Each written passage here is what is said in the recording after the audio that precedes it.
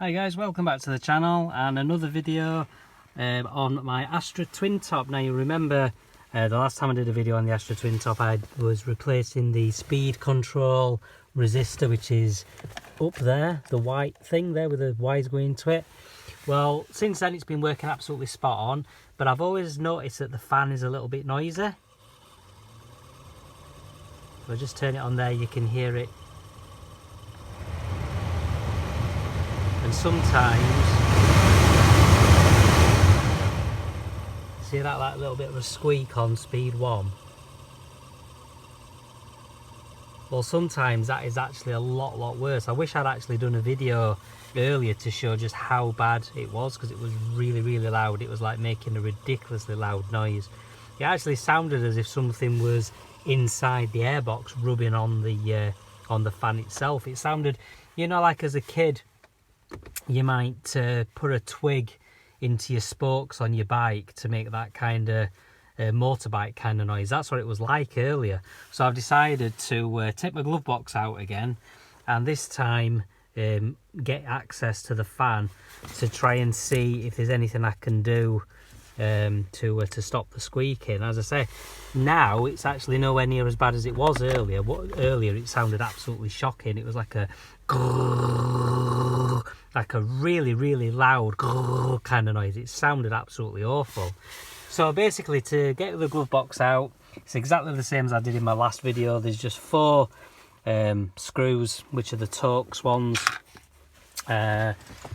using the Torx, what size is it, a T20. So a T20, just to get the screws out either corner of there to get the glove box out, and then to get to the fan itself, when the fan is up in position, it's like that, and there's 6 screws. So there, which are at the front, and then there's one there, there's one down there, and then the same at this side, one there, and the other one is right down at the bottom there. And it's basically, all it is them 6 screws, and it's this type of screw, well, not a screw really, it's a bolt into it with the bolt head, and it's this same kind of funny size as it was to access the pollen filter, which the little socket, it's a imperial size 732s, 732, or however you actually say it, 732. So not a metric size, which is a little bit weird on a modern day car, but there you go. So there we go, I've got access to the fan. So what I'm going to do now is I'm just going to unplug the power cable so I can take it out of the car, take it into the house, and I'll see if I can get into it anywhere to get to the bearings. Maybe put some grease in, freshly pack the bearings, because I reckon that's what it is. As I say, it sounded earlier like there was something jammed in it, but I've taken it out and there's no sign of anything actually jammed in the fan itself. It spins freely, as you can see when I had the ignition on a couple of seconds ago, a minute ago or so. So there you go, guys. So I'll see you shortly when I've got the fan off, and we'll have a closer look at it. Okay guys, welcome back. So I've got it out of the car. Very easy to unplug. You've just got the 2 cables which go onto the speed controller, which I showed you how to fit last time, and yeah, you can hear the squeakiness. So it definitely sounds like a dry bearing. So I'm going to see if there's any kind of way that I can get into the motor itself. And it has got these clips around this section. I'm going to see if I can get that off, see if that gives me access in any way. It's a little bit of trial and error, so I'll see if I can get into it and see if I can kind of lubricate it somehow. So it does seem to depend on what angle you've got it set at. Oh, there you go. There is a little bit of free play in the bearing. You can see that there's definitely some free play in it, especially when you do that, you can hear it. So that's obviously not helping, but all I really want to do is just stop it stop it making the horrendous noise that it was this morning driving to work, and in fact tonight driving home from work as well. I wish I'd got a video actually, but you have to just trust me. I say it was just a horrendous noise. So right, I'll see you shortly, and I'll see how I get on. See you in a bit. Welcome back, guys. Right, so I will now just show you what I've discovered. There's this cover on the bottom of the motor, and there's these two little metal clips you just have to unclip, and then these little clips that clip in, and you just have to kind of carefully undo them, and then the cover comes off.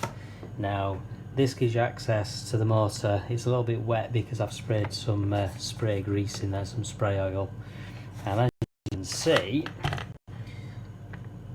that bearing is definitely not central and is definitely a bit on the knackered side. If I kind of turn the motor, where you can see it's just not central at all. So one of the squeaks has definitely been caused by that shaft rubbing on the inside of that, and as you can see it's at such a funny weird angle. It's actually worn out a groove, a semicircle in this side. You can see it's supposed to be central.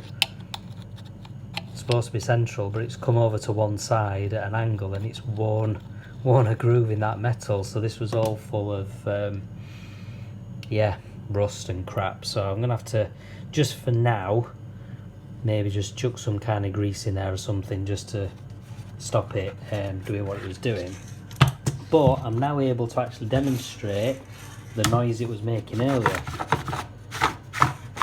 because with that cover removed, the whole fan has dropped, so it's rubbing against the inner casing,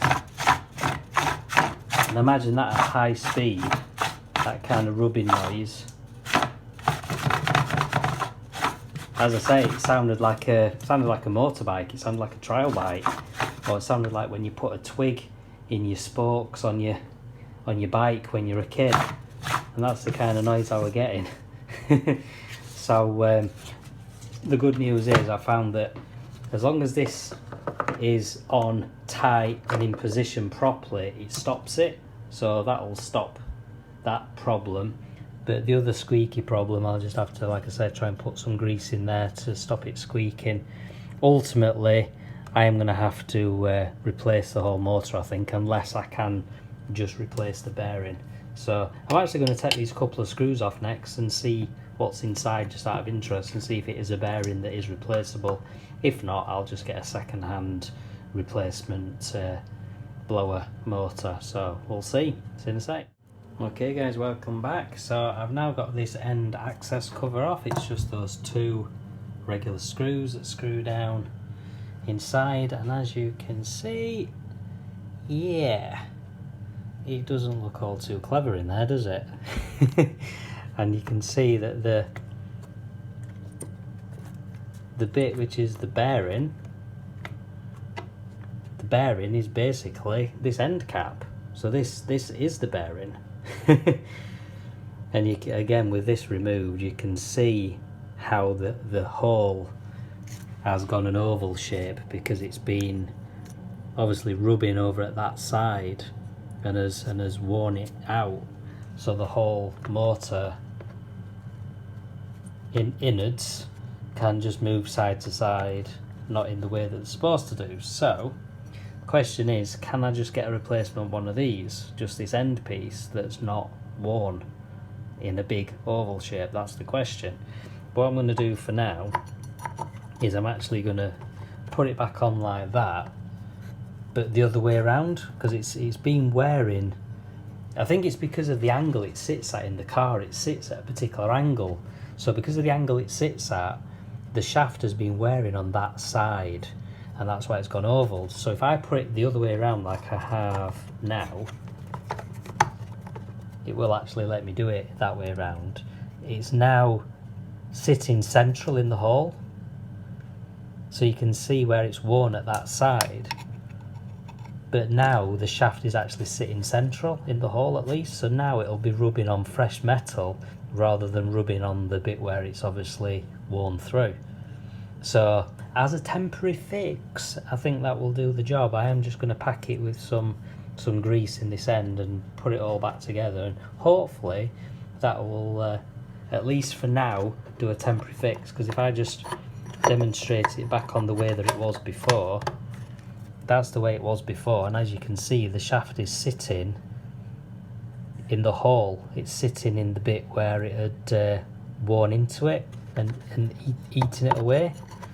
Swap it around and the shaft is now forced to sit,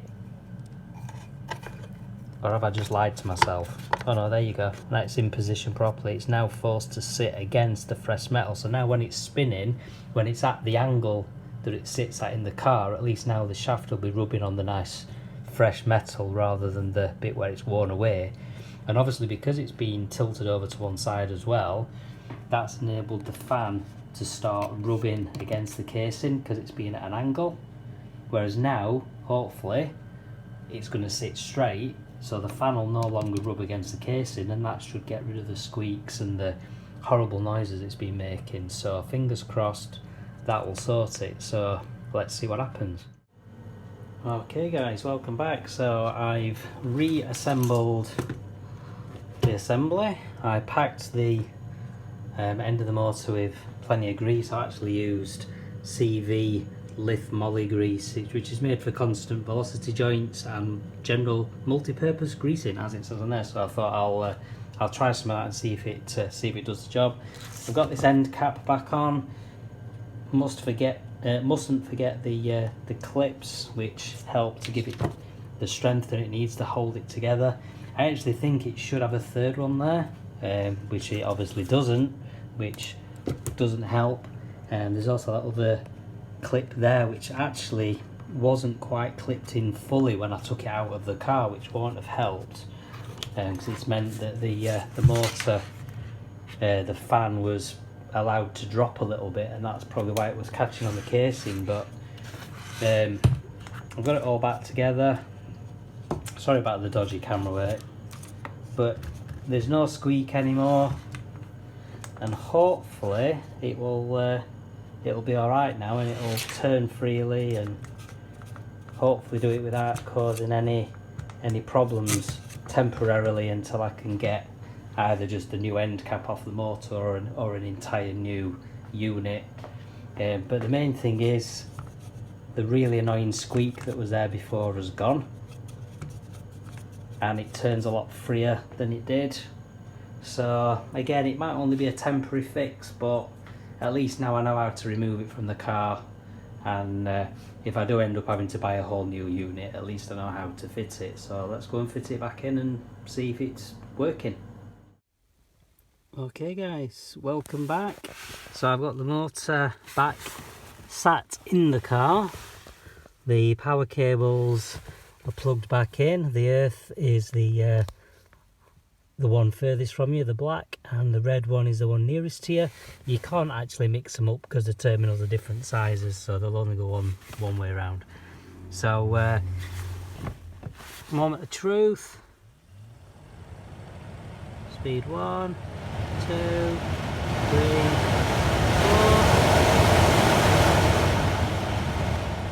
4. No horrible grinding noises, no horrible squeaks. I think we have done it. Now, when it's actually back up in the car, you'll see it does actually sit at a slight angle. And I think that was, you know, like I was saying, because it's sat at a bit of an angle, the drive shaft of the internal parts of the motor is rubbing on one side of the motor more than it is at the other side. Sorry, one side of the bearing more than it is at the other, and because of that, that's why it had worn that groove. So you can see when it's back in the car the kind of angle it sits at. So hopefully now, because I've swapped that around as I showed you earlier, at least now the shaft is rubbing against fresh metal that's not all worn. So hopefully that'll be okay, and I'll not actually have to replace the motor at all. But this temporary fix might end up being a permanent fix. We shall see. Again, I do this on a budget, so if I can avoid buying a whole new motor, then I will. You know, as long as it does the job, doesn't it? So I'm just going to get it all screwed back in, all put back together, and that should be job done. So I'll see you shortly when I've done that. Hi guys, welcome back. I've got it all bolted back in. Now it's all bolted back in, I just thought I'd highlight where the bolts are. So the front two are very obvious. Then there's one there, one right underneath there, which is less obvious. And then at this side, there's one up there at the top, and one down there at the bottom. So that's just 6. So I've just double checked it, and it's nice and quiet. So the only thing left to do now is get the glove box in. Make sure you don't forget to plug back in your light for your glove box, which is that one. I don't actually bother removing the light from the glove box because there's enough free play in the glove box to be able to pull it out without having to unplug the light from the glove box itself. You can actually leave it still in. So that's it. I'll get it in, get them 4 torque screws in. That's the glove box back in and all done. So thanks a lot for watching, guys. Any questions, please feel free to leave in the comments. The tools are the same tools that I used for when I was doing the speed controller up on the top. So just the little mini ratchet with the little extension, the little socket like I showed you earlier. One of these is also useful. I use this a few times for getting to the bolts that you can, but some of them you can't get to because there's not enough clearance, but some you can. So try and make the job easier where you can do. So there you go, guys. Please stay tuned to the channel. I've got a lot of videos in edit which will be uploaded at some point in the near future, including the car stories, talking about my cars that I've owned over the years. So there is more content on its way. And yeah, so thanks a lot for watching. Please subscribe, click the notification bell if you don't want to miss anything, and we'll see you next time. Cheers, guys. Bye.